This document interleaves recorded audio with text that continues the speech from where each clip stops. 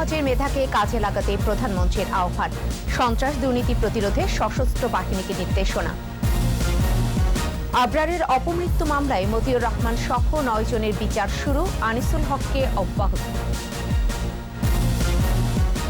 লালমনিরহাটে যুবককে পিটিয়ে পুড়িয়ে হত্যার তদন্ত প্রতিবেদন, কোরআন অবমাননার প্রমাণ মেলেনি। সংসদের 2টি আসনের উপনির্বাচনের ফল ঘোষণা চলছে। যুক্তরাষ্ট্রকে নির্বাচন নিয়ে শিক্ষা নেয়ার পরামর্শ সিইসি। রাজধানীর বেশ কিছু স্থানে হঠাৎই 7 বাসে আগুন, নির্বাচন নিয়ে ষড়যন্ত্র বলছে পুলিশ।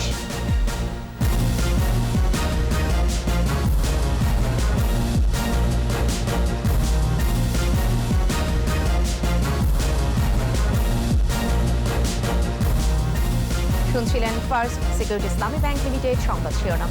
আপনাদের প্রত্যেককে আমন্ত্রণ জানাচ্ছি সন্ধ্যা 7টার 21 সংবাদের সাথে থাকছি আমি ফেরদৌসী আহমেদ। দর্শক, 21 টেলিভিশনের সংবাদ একই সাথে সরাসরি দেখতে পাবেন আমাদের ফেসবুক পেজ www.facebook.com/2124 অনলাইনে। সংবাদে এছাড়াও থাকছে ট্রাম্পের উপর চাপ বাড়ছে, সরকার গঠন প্রক্রিয়া এগিয়ে নিচ্ছেন বাইডেন, চিফ অব স্টাফ নিয়োগ।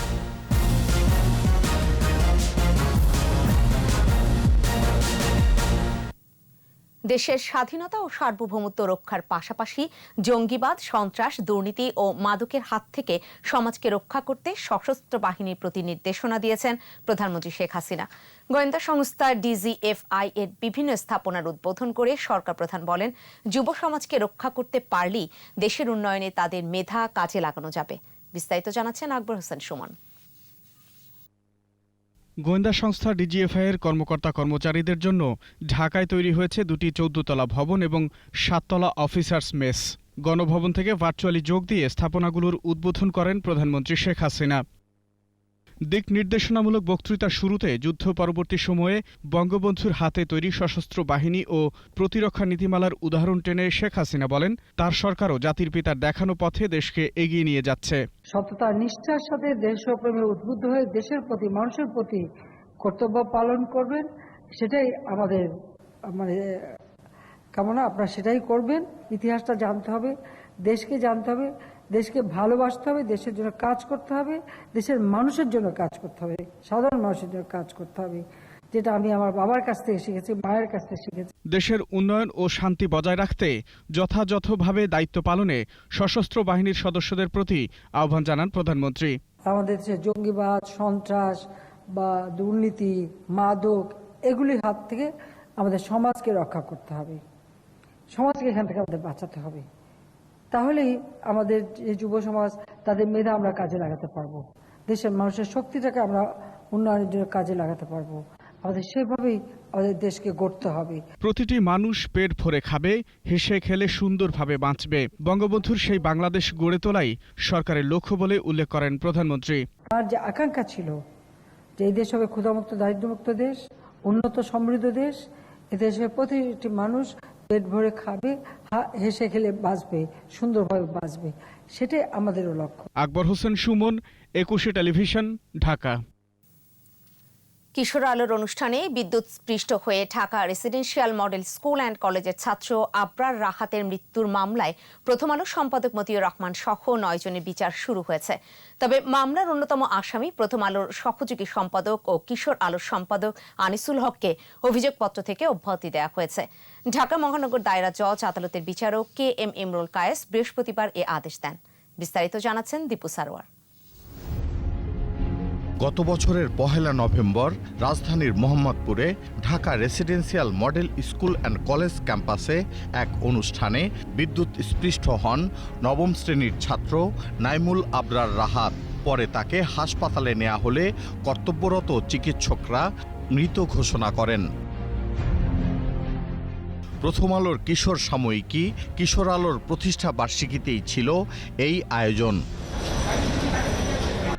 প্রথম আলোর সম্পাদক মতিউর রহমান কিশোর আলোর প্রকাশক, আর কিশোর আলোর সম্পাদক হলেন আনিসুল হক।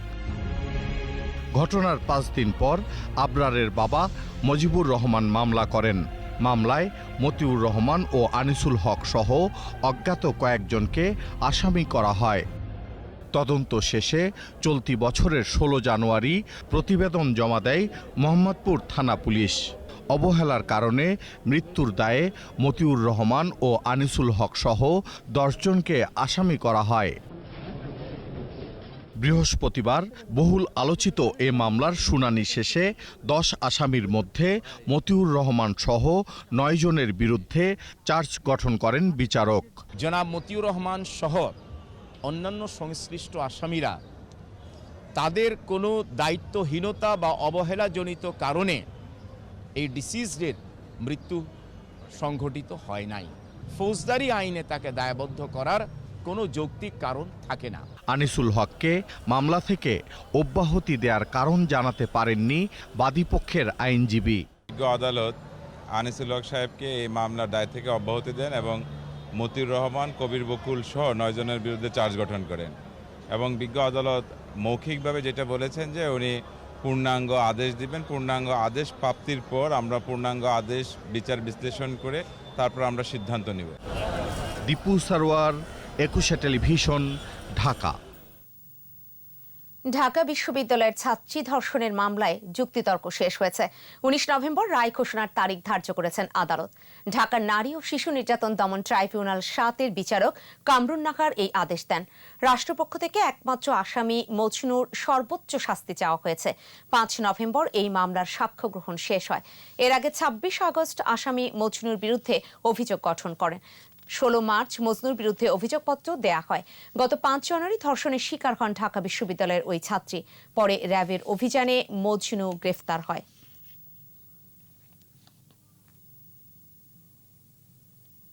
লালমনিরহাটে গুজব ছড়িয়ে পিটিয়ে পুড়িয়ে হত্যার ঘটনায় কোরআন অবমাননার কোনো প্রমাণ পায়নি জেলা প্রশাসনের তদন্ত কমিটি।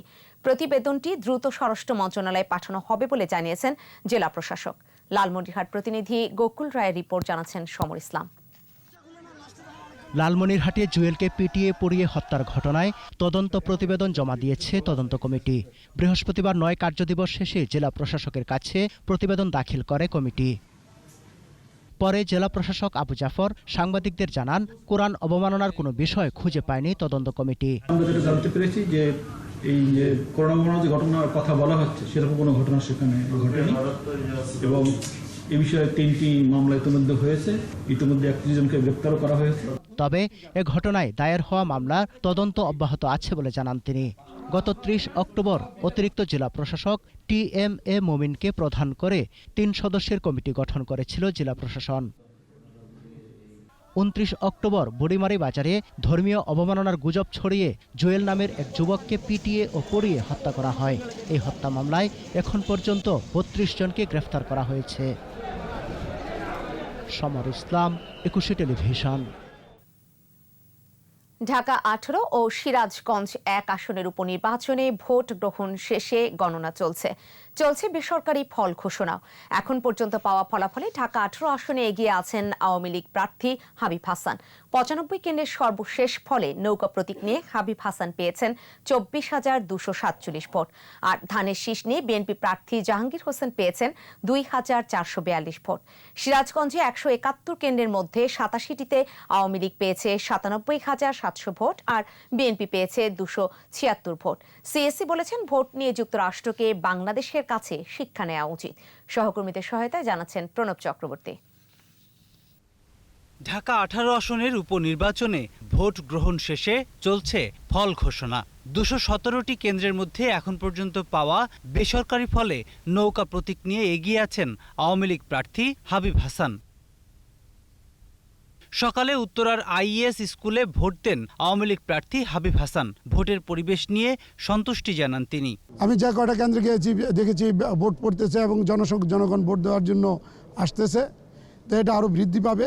আশা করি জনগণ তাদের ভোট প্রয়োগ করতে আসবে এবং জয়ের ব্যাপারে আমি নিশ্চিত, আল্লাহর রহমত। এদিকে বিকেল 4:30টায় নিজ বাসায় সংবাদ সম্মেলনে বিএনপি প্রার্থী পুনরায় ভোট গ্রহণের দাবি জানান। তামাশার নির্বাচন আমরা তো বলেছি আমরা প্রত্যাখ্যান করেছি এবং পরবর্তীতে আমরা এই সরকারের আমলে এবং এই সিইসিতে না, আমরা একটি নিরপেক্ষ নির্দলীয় সরকারের আমলে এই উপনির্বাচনটি পুনরায় দাবি করছি। সিরাজগঞ্জ 1 আসনে বেসরকারি ফলে এগিয়ে আছেন আওয়ামী লীগ প্রার্থী প্রয়াত নাসিমের ছেলে তানভীর শাকিল জয়। জয়ী হলে উন্নয়নের ধারা অব্যাহত রাখার ঘোষণা দেন আওয়ামী লীগ প্রার্থী। তবে এজেন্টদের কেন্দ্রে ঢুকতে না দেওয়ার অভিযোগ ছিল বিএনপি প্রার্থীর। কোনো সেন্টারেই আমাদের নির্বাচনী এজেন্টদের ফর্ম জমা দিতে পারেনি। তারা রাতের থেকে বিভিন্ন জায়গায় হুমকি ধামকি দিচ্ছে। উন্নয়ন এবং মানুষের সাথে যে একটি নিবিড় সম্পর্ক ছিল, সেই নিবিড় সম্পর্ক অব্যাহত রাখা এবং জননেত্রী শেখ হাসিনার নেতৃত্বে বাংলাদেশের উন্নয়নের অগ্রযাত্রাকে এখানে অব্যাহত রাখাটাই হলো আমার মূল চ্যালেঞ্জ। ভোট দিয়ে বিএনপির অভিযোগ ভিত্তিহীন বলে উল্লেখ করেন সিইসি। সাংবাদিকদের প্রশ্নের উত্তরে মার্কিন নির্বাচন নিয়েও মন্তব্য করেন তিনি। আমেরিকা 4-5 দিনেও ভোট গণনা করতে পারে না, আর আমরা এই মধ্যে 4-5 মিনিট থেকে 10 মিনিটের মধ্যে ভোট গণনা করে কেন্দ্রে ঘোষণা দিয়ে দেই। উপনির্বাচনে 2টি আসনের সব কেন্দ্রেই আইন শৃঙ্খলা রক্ষাকারী বাহিনীর পাশাপাশি বিজিবি সদস্যরা নিরাপত্তার দায়িত্ব পালন করেন। প্রণব চক্রবর্তী, 21 টেলিভিশন, ঢাকা। হঠাৎই রাজধানীর বিভিন্ন এলাকায় 7টি যাত্রীবাহী বাসে আগুন দিয়েছে দুর্বৃত্তরা। তবে এতে হতাহত হয়নি কেউই। ঘটনার পর অভিযান চালিয়ে ককটেল সহ 2 জনকে আটক করেছে পুলিশ। পুলিশ বলছে নির্বাচনের ফলাফলকে বানচাল করতে একটি মহল এই হামলার চক্রান্ত করছে। দেখুন রাসেল খানের রিপোর্ট। হঠাৎ আবারও রাজধানীর বিভিন্ন এলাকায় গণপরিবহনে আগুন। 1 ঘন্টায় নগরীতে বেশ কয়েকটি বাসে আগুন দেয় দুর্বৃত্তরা। প্রথমে রাজধানীর কাটাবন মোড়, হাইকোর্ট মোড়, এরপর গুলিস্তান, নয়াপল্টন, শাহজাহানপুর ও মতিঝিল এলাকায় আগুন দেয়া হয়। বিকেলে আবারও প্রগতি সরণিতে আরেকটি বাসে আগুন দেয় দুর্বৃত্তরা। পুলিশ জানিয়েছে ঢাকা 18 ও সিরাজগঞ্জ 1 আসনে উপনির্বাচনের ফলাফল বানচাল করতে এই নাশকতা চালিয়েছে দুর্বৃত্তরা। গুরুত্বপূর্ণ 2টো উপনির্বাচন ছিল এবং এটাকে যারা নাশকতাকারী বা সন্ত্রাসী এই বিষয়টিকে বাধাগ্রস্ত করার জন্য তারা এই সন্ত্রাসী কাণ্ডগুলো ঘটিয়েছে বলে আমাদের ধারণা। সিসিটিভির ফুটেজ দেখে অপরাধীদের শনাক্ত করা হয়েছে। জড়িতদের দ্রুত আইনের আওতায় আনা হবে বলেও জানিয়েছে পুলিশ। সন্ত্রাসীদের আমরা আইনের আওতায় নিয়ে আসব এবং তাদের কাছ থেকে তারা কেন এগুলো ঘটিয়েছে বা তাদের আরও কোনো বৃহত্তর পরিকল্পনা ছিল কিনা সেগুলো আমরা বের করার চেষ্টা করব। ঘটনার পর বিএনপির কয়েকজন নেতার বাসায় তল্লাশি চালায় গোয়েন্দা পুলিশ।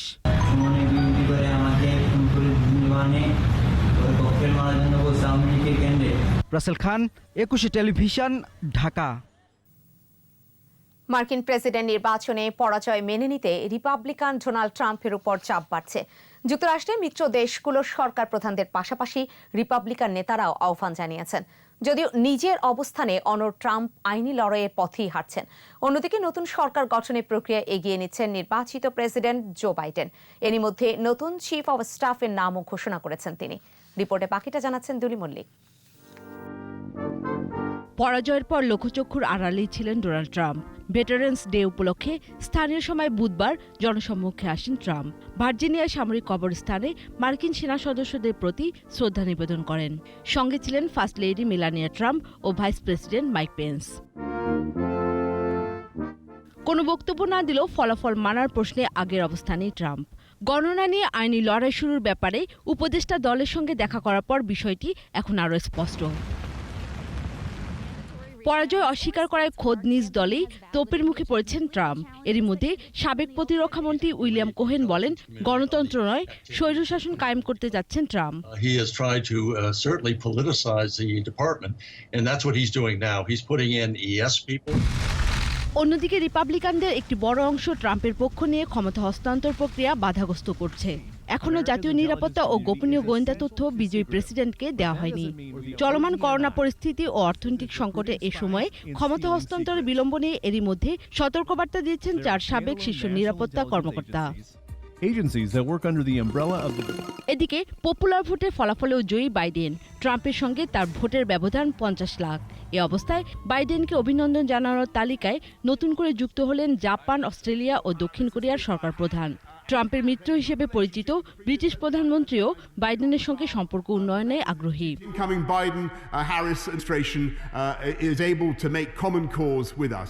রিপাবলিকানদের বাধা সত্ত্বেও সরকার গঠন প্রক্রিয়া জোরেশোরে চালিয়ে যাচ্ছেন বাইডেন। চিফ অফ স্টাফ হিসেবে বেছে নিয়েছেন দীর্ঘদিনের সহযোগী রন ক্লেইনকে। করোনা মহামারী নিয়ে ট্রাম্পকে সতর্ক করে তোপের মুখে পড়েছিলেন ক্লেইন। দুলি মল্লিক, 21 টেলিভিশন। স্বাস্থ্যবিধি মেনে চলুন, সুস্থ থাকুন। বিরতি, যখন ফিরবো তখন থাকবে। চট্টগ্রামের বাঁশখালীতে 34 জলদস্যুর আত্মসমর্পণ, স্বাভাবিক জীবনে ফিরতে সহায়তার ঘোষণা স্বরাষ্ট্রমন্ত্রীর। পদ্মা সেতুতে বসল 37তম স্প্যান, 5.5 কিলোমিটারেরও বেশি দৃশ্যমান।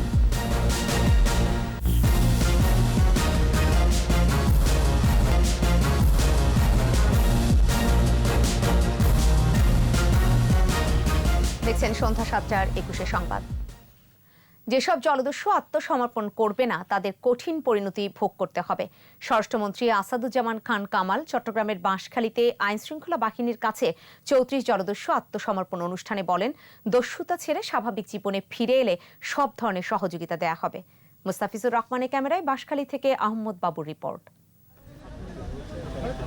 চট্টগ্রামের বাঁশখালীর আদর্শ উচ্চ বিদ্যালয়ে বাঁশখালী, মহেশখালী, চকরিয়া ও কুতুবদিয়ার 11টি বাহিনীর 34 জলদস্যু স্বরাষ্ট্রমন্ত্রীর কাছে আত্মসমর্পণ করেন। জমা দেয় 90টি আগ্নেয়াস্ত্র, 2000-এর বেশি রাউন্ড গুলি। জলদস্যু ও তাদের পরিবারের সদস্যরা বলেন, স্বাভাবিক জীবনে ফিরে আসার সুযোগ পেয়ে আনন্দিত তারা। খারাপ লোকের সাথে চলাফেরা করতো, তো আমরা যখন বলছি আর করো না, তো এমনি সাধন করছে আর কি করবো, নিজে বাজ ভালো হয়ে গেছে। আমরা চাই আমার ভাইজান ভালো হয়ে বাড়িতে ফিরে আসুক, সুখে শান্তিতে বসবাস করুক। স্বরাষ্ট্রমন্ত্রী বলেন, উপকূলে জলদস্যুদের আস্তানা গুড়িয়ে দেওয়া হবে, আর যারা আত্মসমর্পণ করেছে তাদের আর্থিক সহায়তা দেওয়া হবে। আমাদের নিরাপত্তা বাহিনীর চোখ এড়িয়ে কেউ আপনারা যারা দস্যুতা করেন তারা পালিয়ে বেড়াতে পারবেন, কিন্তু অবস্থান করতে পারবেন না, আর তাদেরকে ধরা পড়তেই হবে। কাজেই ধরা পড়ার আগে যদি সারেন্ডার না করুন তাহলে আপনাদের আইনের মুখোমুখি কিভাবে হবেন সেটা আপনারাই জানেন। আর আইজিপি বলেন, সব ধরনের সন্ত্রাসের শিকড় নির্মূল করা হবে। আমি প্রত্যাশা করব যে যারা এখানে আত্মসমর্পণ করছে তাদেরকে র্যাব একই কায়দায় যেভাবে সুন্দরবনে আত্মসমর্পণ জলদস্যুদেরকে তাদের স্কিল জেনে তাদেরকে পুনর্বাসন করার চেষ্টা করা হয়েছে, ওদের তাদের খোঁজ খবর নেওয়া হচ্ছে, একইভাবে এই অঞ্চলে যারা আত্মসমর্পণ করেছে তারা যাতে সমাজের মূল ধারায় পুনর্বাসিত হতে পারে। র্যাবের ভারপ্রাপ্ত মহাপরিচালক বলেন, জলদস্যুদের পুনর্বাসনের ব্যবস্থা নেওয়া হয়েছে। আরও যারা আছে সারেন্ডার করার অপেক্ষায় তাদেরকে মেসেজ দেওয়া যে সরকার, মন্ত্রণালয়, বাহিনীগুলো আপনাদেরকে স্বাভাবিক পথে ফেরত আসার জন্য অপেক্ষা করছে। 2018 সালের নভেম্বর পর্যন্ত 32টি জলদস্যু বাহিনীর 328 জন সদস্য আত্মসমর্পণ করেছে। আহমদ বাবু, 21 টেলিভিশন, বাঁশখালী, চট্টগ্রাম।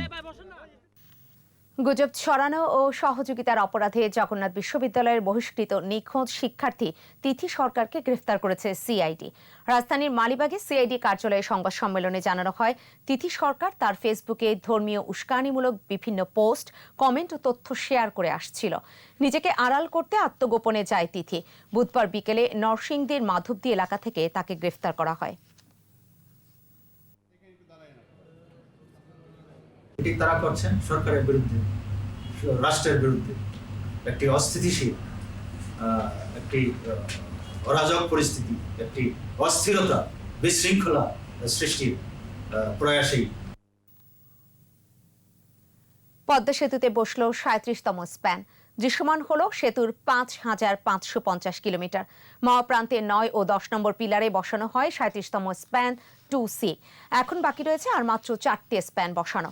ডিসেম্বরের 10 তারিখের মধ্যে সবগুলো স্প্যান বসানোর লক্ষ্য নিয়ে কাজ এগিয়ে চলছে। কর্তৃপক্ষ আশা করছে বিজয় দিবসে 6.15 কিলোমিটারের সম্পূর্ণ পদ্মা সেতু দেখতে পাবে দেশবাসী। 42টি পিলারে 150 মিটার দৈর্ঘ্যের 41টি স্প্যান বসিয়ে পদ্মা সেতু নির্মাণ করা হচ্ছে। বহুমুখী সেতুর মূল আকৃতি হবে দোতলা। কংক্রিট ও স্টিল দিয়ে নির্মিত হচ্ছে সেতুর কাঠামো। সাংবাদিক নাজমুল হাসানের বিরুদ্ধে বঙ্গবন্ধু কর্নারের মেধাস্বত্ব জালিয়াতি বিষয়ে রুল শুনানির জন্য 19 নভেম্বর নির্ধারণ করেছে হাইকোর্ট। বিচারপতি JBM হাসান ও বিচারপতি খায়রুল আলমের বেঞ্চ আদেশ দেন। এর আগে প্রাথমিক ও গণশিক্ষা সচিবের নেতৃত্বে 3 সদস্যের কমিটি হাইকোর্টে তদন্ত প্রতিবেদন জমা দেন। এর আগে প্রাথমিক বিদ্যালয়গুলোতে বঙ্গবন্ধু কর্নারের জন্য প্রকাশিত 2টি বইয়ের মেধাস্বত্ব ও গ্রন্থস্বত্ব জালিয়াতির বিষয়ে নাজমুল হাসানের বিরুদ্ধে আনা অভিযোগ তদন্তের নির্দেশ দেন হাইকোর্ট। পঞ্চগড়ে তালমা নদী ভরাট 72 ঘন্টার মধ্যে বন্ধের নির্দেশ দিয়েছে হাইকোর্ট।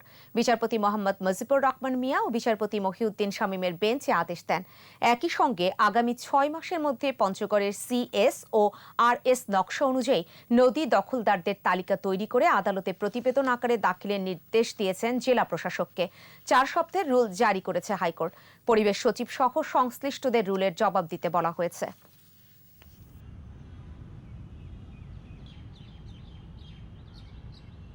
72 ঘন্টার ভিতরে পঞ্চগড় সদরের ইওনো এবং আপনার ওসিকে বলেছেন ওই নদী দখল বা ভরাটের ব্যাপারে বা ওখানে যে নির্মাণ কাজ করছে সেগুলো সব বন্ধ করার জন্য নকশা অনুসারে নদীর যে অবস্থান সেখানে কারা কারা অবৈধ দখলকার আছে নদীর মধ্যে তাদের তালিকা তৈরি করে রেজিস্ট্রার জেনারেলের মাধ্যমে আদালতে একটা প্রতিবেদন দাখিল করা দিয়েছেন। কোভিড-19-এ 24 ঘন্টায় দেশে আরও 13 জনের মৃত্যু হয়েছে। ঢাকা বিভাগেই মারা গেছে 8 জন। মোট মৃত্যু 6140।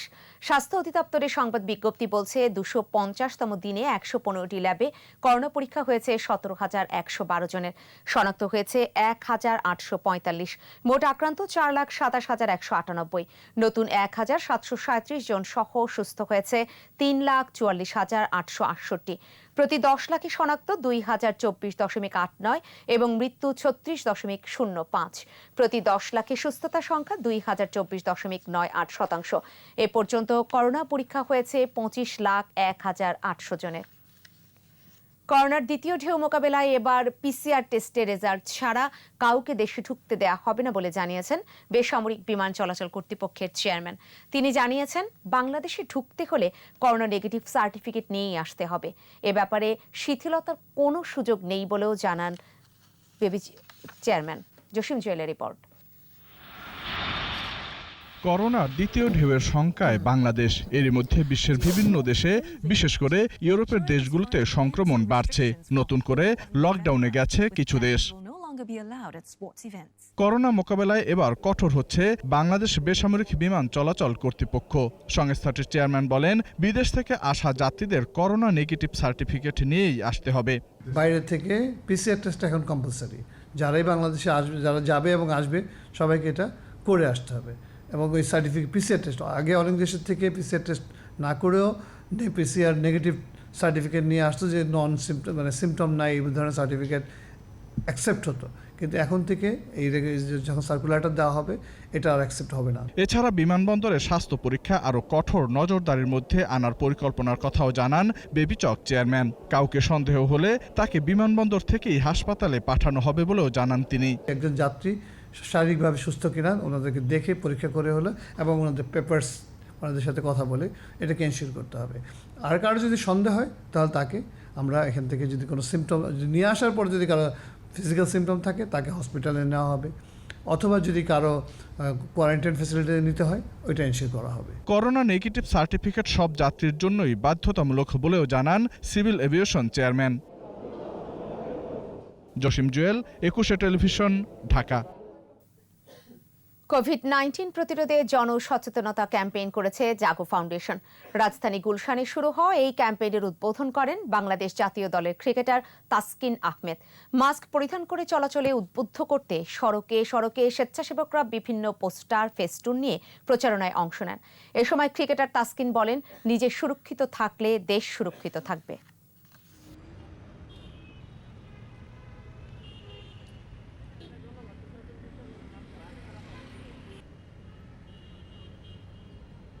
সবাই যাতে আমরা মাস্ক পরি এবং সচেতন থাকার চেষ্টা করি, কারণ আমার হলে আরো 10টা মানুষের হতে পারে যদি আমি সচেতন না থাকি। আমাদের সকলেরই দায়িত্ব আমাদের দেশকে সুরক্ষিত রাখার জন্য আমাদের নিজেদের সচেতন থাকতে হবে। বিশ্বের বিভিন্ন দেশে শুরু হয়েছে করোনা সংক্রমণের দ্বিতীয় তরঙ্গ। এর বিরূপ প্রভাবে কমতে শুরু করেছে তৈরি পোশাকের রপ্তানি আদেশ। তবে বড় ধরনের সংকটে আশঙ্কা করছেন না ব্যবসায়ী নেতারা। এদিকে শ্রমিকরা যাতে কাজ না হারায় তা নিশ্চিত করার আহ্বান জানিয়েছেন শ্রমিক নেতারা। মেহেদী হাসানের রিপোর্ট। করোনা পরিস্থিতিতে বিশ্বের অধিকাংশ দেশের অর্থনীতি যখন সংকটে, তখন খানিকটা উল্টো চিত্র বাংলাদেশের। চলতি অর্থবছরের জুলাই থেকে অক্টোবর পর্যন্ত রেমিটেন্স এসেছে $8.82 বিলিয়ন, রপ্তানি আয় ছিল $12.84 বিলিয়ন। আর জুলাই থেকে সেপ্টেম্বর পর্যন্ত আগের অর্থবছরের একই সময়ের তুলনায় আমদানি 11.43% কমে $12.68 বিলিয়ন দাঁড়িয়েছে। ফলে রিজার্ভ দাঁড়িয়েছে প্রায় $40 বিলিয়ন। এরই মধ্যে ইউরোপে শুরু হয়েছে করোনার দ্বিতীয় তরঙ্গ। ব্রিটেন, ফ্রান্স সহ ইউরোপের অনেক দেশেই নতুন করে লকডাউন ঘোষণা হয়েছে। এর প্রভাবে বাংলাদেশের তৈরি পোশাক রপ্তানি কমবে বলে আশঙ্কা ব্যবসায়ী নেতাদের। আমরা যেটা আশা করতেছিলাম যে হয়তো জানুয়ারি ফেব্রুয়ারির মধ্যে গিয়ে একটা ভালো পজিশন দাঁড়াবে, কিন্তু সেকেন্ড ওয়েভের কারণে এই পজিশনটা আবারও এখন হুমকির মুখে। অর্থাৎ বায়াররা যে অর্ডারগুলি প্লেস করা শুরু করেছিল সেটা এখন কিন্তু আবার একটা স্থবির হয়ে গিয়েছে। করোনা সংকট শুরুতে সরকার প্রণোদনা সহ একগুচ্ছ সুবিধা দিলেও কারখানা লে অফ ও ছাঁটাই সহ নানাবিধ সমস্যার মুখোমুখি হয়েছিলেন শ্রমিকরা। নতুন সংক্রমণের অজুহাতে আবারও একই ধরনের সমস্যার সামনে আসলে প্রতিবাদ করা হবে বলে জানিয়েছেন শ্রমিক নেতারা। ফার্স্ট ওয়েভে যেহেতু আমাদের ক্ষতিটা খুব বেশি হয় নাই, মানে বিশেষ করে আমাদের অর্থনৈতিক ক্ষেত্রে, সেকেন্ড ওয়েভেও আশা করি সেটা আমরা ওভারকাম করতে পারবো আর কি। এবং এইটাকে কেন্দ্র করে মালিকরা কোনো প্রপাগান্ডা করে যদি শ্রমিকদেরকে আবার ঠকানোর চেষ্টা করে, সেটা নিশ্চয়ই আমরা নিঃসন্দেহে আমরা ফাইট করবো। করোনা মোকাবেলায় এরই মধ্যে যা অভিজ্ঞতা হয়েছে তাতে নতুন সংক্রমণ সমস্যা মোকাবেলা সহজ হবে বলে আশাবাদী ব্যবসায়ী নেতারা। এখন কিন্তু সবাই সবকিছু জানা, বায়াররাও জানে কি হবে বা কি হতে পারে। সেই অনুযায়ী সবাই মিলে একত্রে কাজ করলে এই দ্বিতীয় ওয়েভকে মোকাবেলা করা আমাদের জন্য কিন্তু আসলে খুব একটা কঠিন হবে না। করোনা পরিস্থিতিতে রপ্তানি বাড়াতে শুল্কমুক্ত বাজার সুবিধা ধরে রাখার ব্যাপারে আরো মনোযোগী হওয়ার আহ্বান এই ব্যবসায়ী নেতার। আমেরিকার বাজারে আমাদের জিএসপি সুবিধা। মেহেদী হাসান, 21 টেলিভিশন, ঢাকা। শীত আসার আগেই শিশুদের ঠান্ডাজনিত রোগের প্রকোপ বেড়েছে। গেল 2 সপ্তাহে জ্বর, নিউমোনিয়া, ডায়রিয়া সহ শ্বাসতন্ত্রের বিভিন্ন সমস্যায় ঢাকা শিশু হাসপাতালে বেড়েছে রোগী ভর্তির সংখ্যা। এ অবস্থায় ঋতু পরিবর্তনের সময়টাতে শিশুদের বাড়তি যত্ন এবং প্রয়োজনে চিকিৎসকের শরণাপন্ন হওয়ার পরামর্শ বিশেষজ্ঞদের। বিস্তারিত জানাচ্ছেন স্মৃতি মণ্ডল। প্রকৃতিতে শীতের আগমনী বার্তা, সেই সাথে ঠান্ডাজনিত নানা রোগের প্রকোপও বাড়ছে। ঋতু পরিবর্তনের এই সময়টা ঝুঁকি আছে শিশুদের নিয়ে। সূর্যকে নিয়ে কয়েকদিন ধরেই হাসপাতালে তার মা। সর্দি কাশি ছিল, শ্বাসকষ্ট দেখা দেয়ায় শিশুটিকে হাসপাতালে ভর্তি করে পরিবার। ঢাকার শিশু হাসপাতালে অন্য সময় প্রতিদিন রোগী আসত 1 থেকে 150। গত 2 সপ্তাহে সেই সংখ্যা বেড়ে 400 থেকে 500-তে দাঁড়াচ্ছে। 664টি শয্যার মধ্যে 550-ও বেশি শয্যায় রোগী ভর্তি আছে। কাশ ছিল, জ্বর ছিল, এখানে আসার পরে ডাক্তার বলেছে ভর্তি করেন। ভর্তি হয়েছি বৃহস্পতিবার দিন রাত 10টা বাজে। জ্বর ছিল আর খিচুনি ছিল। হঠাৎ করে ঠান্ডা লাগছে, ঠান্ডায় থেকে শ্বাস নিতে কষ্ট হয়েছে। নিউমোনিয়া, অ্যাজমা, শ্বাসকষ্ট, ডায়রিয়া সহ শ্বাসতন্ত্রের বিভিন্ন রোগে আক্রান্ত হয়ে হাসপাতালে রোগীর সংখ্যা বাড়ছে। 15-20 দিন থেকে আমাদের প্রত্যেক দিনই 10% ইনক্রিমেন্ট আসছে অ্যারাউন্ড। শীতে শিশুদের সুরক্ষায় পরিবারকে, বিশেষ করে মায়ের সচেতনতা জরুরি বলছেন বিশেষজ্ঞরা। ছোট বাচ্চার ক্ষেত্রে অবশ্যই সে মায়ের কোলে থাকবে, স্কিনের টাচে থাকবে, তারপরে তার ফিডিংটা অবশ্যই এনশিওর করতে হবে। সে যাতে শীতে আক্রান্ত না হয় তার জন্য তাকে গরম রাখতে হবে। মাকে তার স্কিনের যত্ন নিতে হবে, ন্যাপিটা টাইমলি চেঞ্জ করতে হবে এবং সর্বোপরি ব্রেস্ট ফিডিং এবং সান এক্সপোজারের বিষয়টাও এখানে মাথায় রাখতে হবে। পরিষ্কার পরিচ্ছন্ন থাকার পাশাপাশি ধুলাবালি থেকে শিশুদের দূরে রাখা এবং চিকিৎসকের পরামর্শ ছাড়া ওষুধ না খাওয়ানোরও পরামর্শ বিশেষজ্ঞদের। স্মৃতি মণ্ডল, 21 টেলিভিশন, ঢাকা। স্বাস্থ্যবিধি মেনে চলুন, সুস্থ থাকুন। আবারও বিরতি নিচ্ছি। যখন ফিরছি তখন অন্যান্য খবরের সঙ্গে আরও যা থাকছে। রাজস্ব আদায় বেড়েছে 1.14%। ভ্যাটের আওতা বাড়াতে চায় এনবিআর।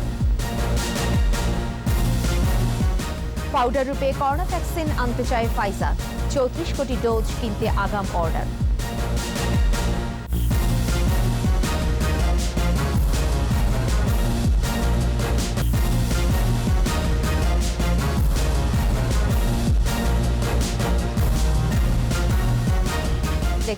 7:21 সংবাদ।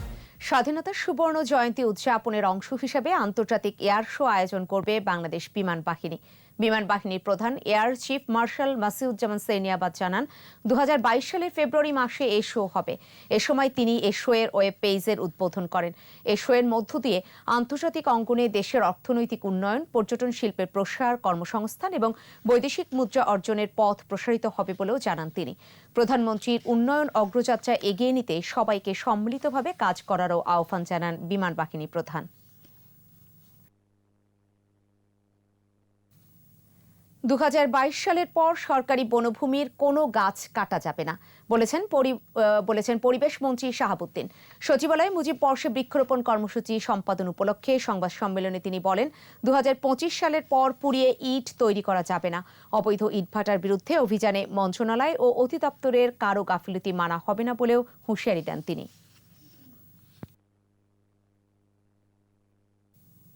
এবার আয়কর মেলা হচ্ছে না। 30 নভেম্বরই শেষ হচ্ছে আয়কর রিটার্ন দাখিলের সময়সীমা। তবে কর অঞ্চলগুলোতে মেলার পরিবেশে আয়কর রিটার্ন জমা দেওয়া যাবে বলে জানিয়েছেন জাতীয় রাজস্ব বোর্ড এনবিআর। সংবাদ সম্মেলনে এনবিআর চেয়ারম্যান জানান, করোনা পরিস্থিতি সত্ত্বেও অর্থ বছরের প্রথম 4 মাসে আগের বছরের একই সময়ের তুলনায় 1.14% বেশি রাজস্ব আদায় হয়েছে। দেখুন ইবনে নূর শাওনের রিপোর্ট।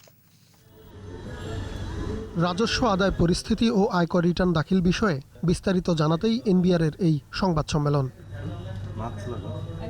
আয়কর মেলা না হলেও তা এবার রাজস্ব আদায়ে নেতিবাচক প্রভাব পড়বে না, এমনটাই আশা এনবিআরের। আর করদাতারাও নিজ নিজ কর অঞ্চলে রিটার্ন দাখিল সহ সব সেবা পাবেন বলে আশ্বস্ত করলেন এনবিআর চেয়ারম্যান।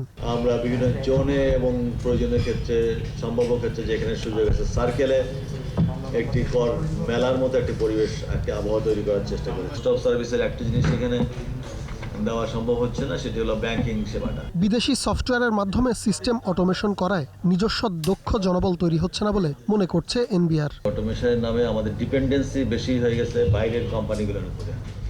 যারা সাপ্লায়ার দেয় তাদের উপর ডিপেন্ডেন্সি হয়ে গেছে। আমাদের নিজস্ব জনবলকে আমরা ট্রেন্ড আপ করা বা নিজস্ব জনবল রিক্রুট করাতেও আমরা একটু পিছিয়ে আছি।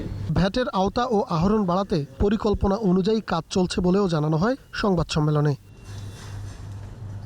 অর্থ বছরের প্রথম 4 মাসে 66,555 কোটি টাকার রাজস্ব আদায় হয়েছে, যদিও লক্ষ্যমাত্রা ছিল 87,000 কোটি টাকা। অক্টোবর পর্যন্ত টোটাল রেভিনিউ আদায় করেছি 66,555 কোটি। আমরা 1.14% প্রবৃদ্ধিতে আছি। হিসাবে আমাদের অক্টোবর পর্যন্ত লক্ষ্যমাত্রা ধার্য করা ছিল 87,000 কোটি টাকা। ইবনে নূর শাওন, 21 টেলিভিশন, ঢাকা। সোশ্যাল ইসলামী ব্যাংক লিমিটেড বাণিজ্য সংবাদ।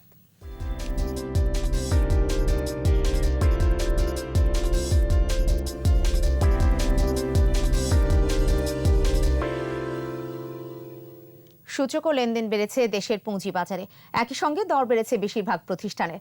বৃহস্পতিবার ডিএসইতে লেনদেন হওয়া 354টি প্রতিষ্ঠানের মধ্যে দর বেড়েছে 147টির, কমেছে 120টির, আর অপরিবর্তিত ছিল 87টির দর। ডিএসই প্রধান সূচক ডিএসইএক্স 21 পয়েন্ট বেড়ে উঠে আসে 4,905 পয়েন্টে। দিন শেষে ডিএসইতে লেনদেনের পরিমাণ দাঁড়ায় 988 কোটি 6 লাখ টাকা। সূচক বেড়েছে সিএসইতেও। সিএসইতে লেনদেন হওয়া 267টি প্রতিষ্ঠানের মধ্যে দর বেড়েছে 111টির, কমেছে 80টির, আর বদলায়নি 76টির দর। সিএসইতে লেনদেন হয়েছে 27 কোটি 96 লাখ টাকার শেয়ার ও মিউচুয়াল ফান্ড।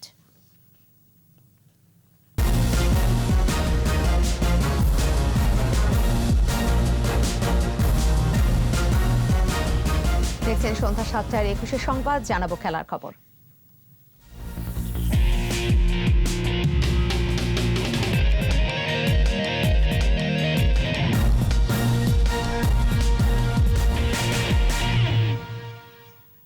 রাজধানীর একটি হোটেলে হয়ে গেল বঙ্গবন্ধু টি-20 কাপের ড্রাফট। সাকিব আল হাসানকে নিয়েছে চেমকন খুলনা, মাহমুদুল্লাহ খেলবেন একই দলে। ফরচুন বরিশাল তামিম ইকবালকে নিয়েছে, কাটার মাস্টার মুস্তাফিজুর রহমানকে পেলেও গাজী গ্রুপ চট্টগ্রাম, আর মুশফিকুর রহিমকে নিয়েছে বেক্সিমকো ঢাকা। এছাড়া মিনিস্টার গ্রুপ রাজশাহী এ গ্রেডে থাকা কোনো খেলোয়াড়কে দলে নেয়নি। দেখুন পারভেজ খোকনের রিপোর্ট। 5 দল নিয়ে এ মাসেই শুরু হতে যাচ্ছে বঙ্গবন্ধু টি-20 কাপ। 4-6-এর এই প্রতিযোগিতায় অংশ নিচ্ছে বেক্সিমকো ঢাকা, জ্যামকন খুলনা, ফরচুন বরিশাল, গাজী গ্রুপ চট্টগ্রাম ও মিনিস্টার গ্রুপ রাজশাহী। প্লেয়ার্স ড্রাফটে 4 গ্রেডে 157 ক্রিকেটার থেকে সুযোগ পেয়েছেন 80 জন। বেক্সিমকো ঢাকায় মুশফিকুর রহিমের সাথে আছেন দুর্দান্ত ফর্মে থাকা রুবেল হোসেন। এছাড়া শাহাদাত হোসেন, আকবর আলী, ইয়াসির আলী, সাব্বির রহমান ছাড়াও আছেন বেশ কয়েকজন তরুণ ক্রিকেটার। নিষেধাজ্ঞা থেকে ফিরে মাঠে নামতে প্রস্তুত সাকিব আল হাসান। বঙ্গবন্ধু কাপে জেমকন খুলনার জার্সিতেই দেখা যাবে বিশ্বসেরা অলরাউন্ডারকে। অভিজ্ঞ মাহমুদুল্লাহ রিয়াদ, ইমরুল কায়েস, আল আমিন হোসেন, এনামুল হক ও শোভাগত হোমের সাথে বেশ কিছু উঠতি তারকাও আছে খুলনায়। তামিম ইকবাল ছাড়াও আফিফ হোসেন, তাসকিন আহমেদ, ইরফান শুক্কুরকে দলে টেনেছে ফরচুন বরিশাল। মোস্তাফিজুর রহমান, লিটন দাস, মোহাম্মদ মিথুন, সৌম্য সরকার, মোসাদ্দেক হোসেন, শফিউল ইসলাম, জিয়াউর রহমান ও তাইজুল ইসলামের মতো দুর্দান্ত কয়েকজন ক্রিকেটারকে নিয়ে দল গড়েছে গাজী গ্রুপ চট্টগ্রাম। ড্রাফটে যুব বিশ্বকাপ জয়ী ক্রিকেটারদের বেশিরভাগই দল পেয়েছেন। অনূর্ধ্ব-19 বিশ্বকাপ জয়ী দলের অধিনায়ক আকবর আলী বেক্সিমকো ঢাকার হয়ে খেলবেন। এছাড়া 3 দলের ওয়ানডে টুর্নামেন্টে সেঞ্চুরি পাওয়া তৌহিদ হৃদয় সুযোগ পেয়েছেন ফরচুন বরিশালে। বি গ্রেডে থাকা পেস বোলিং অলরাউন্ডার মোহাম্মদ সাইফুদ্দিনকে দলে নিয়েছে মিনিস্টার গ্রুপ রাজশাহী। আশরাফুলকেও দলে টেনেছে তারা। চলতি নভেম্বরের 3য় সপ্তাহে শুরু হবে বাংলাদেশ ক্রিকেট বোর্ড আয়োজিত এই tournament. Parvez Khokon, 21 television. Mujib Borsho FIFA আন্তর্জাতিক ফুটবল সিরিজের প্রথম ম্যাচে কাল নেপালের মুখোমুখি হবে বাংলাদেশ। বঙ্গবন্ধু জাতীয় স্টেডিয়ামে ম্যাচটি শুরু হবে বিকেল 5টায়। এই ম্যাচে কিছু দর্শক স্বাস্থ্যবিধি মেনে খেলা দেখার সুযোগ পাবে। এই জন্য ভিআইপি টিকিটের মূল্য ধরা হয়েছে 500 টাকা, 100 টাকা রাখা হয়েছে গ্যালারি টিকিটের দাম। দীর্ঘ বিরতির পর মাঠে নামলেও জয়ের জন্যই খেলবে বাংলাদেশ। আর করোনায় জর্জরিত দল নিয়ে ভালো খেলার আশা নেপালের। বিস্তারিত জানাচ্ছেন আবু হুরায়রা তামিম। করোনা সংক্রমণের কারণে দীর্ঘ বিরতির পর নেপালের বিপক্ষে প্রীতি ম্যাচ দিয়ে আন্তর্জাতিক ফুটবলে ফিরছে বাংলাদেশ। এরপরই রয়েছে কাতারের বিপক্ষে বিশ্বকাপ বাছাই পর্বের গুরুত্বপূর্ণ ম্যাচ। তাই নেপালের বিপক্ষে ম্যাচগুলোকে অনুশীলন ম্যাচ হিসেবেই দেখছে জ্যামিডের দল। Team preparation has gone very well. The boys have trained very hard the last 3 weeks. There's been some good improvement. মাত্র 3 সপ্তাহের অনুশীলনেই মাঠে নামতে হচ্ছে স্বাগতিকদের। তার উপর ইনজুরির কারণে দলে থাকছেন না আরিফুর রহমান। তারপরও জয়ের আশা করছেন Jamal Bhuiyan. Last 3 games I have lost to Nepal, so of course in my head I have revenge. I want to win the match. এদিকে বাংলাদেশে এসে স্বস্তিতে নেই নেপাল। করোনার হানা তাদের শিবিরে। 7 জন খেলোয়াড়ই পজিটিভ। তাই দল গড়তে হচ্ছে বেঞ্চের খেলোয়াড় নিয়ে। তবে আশা ছাড়ছেন না coach Balgopal Mahajan. I hope maybe both team are enjoying this match. Both team have a good performance as an individual, as a team. কেভিট প্রাদুর্ভাবের আগে সর্বশেষ 5 ম্যাচের 3টিতেই হেরেছিল বাংলাদেশ। 1 ম্যাচ ড্র আর জয় ছিল 1 ম্যাচে। এই ম্যাচকে সামনে রেখে 23 সদস্যের দল ঘোষণা করেছে জ্যামিডে। নতুনদের সুযোগ দিতে দলে নেই গোলরক্ষক আশরাফুল। আবু হুরায়রা তামিম, 21 টেলিভিশন, ঢাকা। শেষ করব সন্ধ্যা 7টার 21 সংবাদ। তবে যাবার আগে ফার্স্ট সিকিউরিটি ইসলামী ব্যাংক লিমিটেড সংবাদ শিরোনামগুলো জানিয়ে দিতে চাই আরও একবার। যুব সমাজের মেধাকে কাজে লাগাতে প্রধানমন্ত্রীর আহ্বান, সন্ত্রাস দুর্নীতি প্রতিরোধে সশস্ত্র বাহিনীকে নির্দেশনা। আবরারের অপমৃত্যু মামলায় মতিউর রহমান সহ 9 জনের বিচার শুরু, আনিসুল হককে অব্যাহতি। লালমনিরহাটে যুবককে পিটিয়ে পুড়িয়ে হত্যার তদন্ত প্রতিবেদন, কোরআন অবমাননার প্রমাণ মেলেনি। সংসদের 2টি আসনের উপনির্বাচনের ফল ঘোষণা চলছে, যুক্তরাষ্ট্রকে নির্বাচন নিয়ে শিক্ষা নেয়ার পরামর্শ সিইসির। রাজধানীর বেশ কিছু স্থানে হঠাৎই 7 বাসে আগুন, নির্বাচন নিয়ে ষড়যন্ত্র বলছে পুলিশ।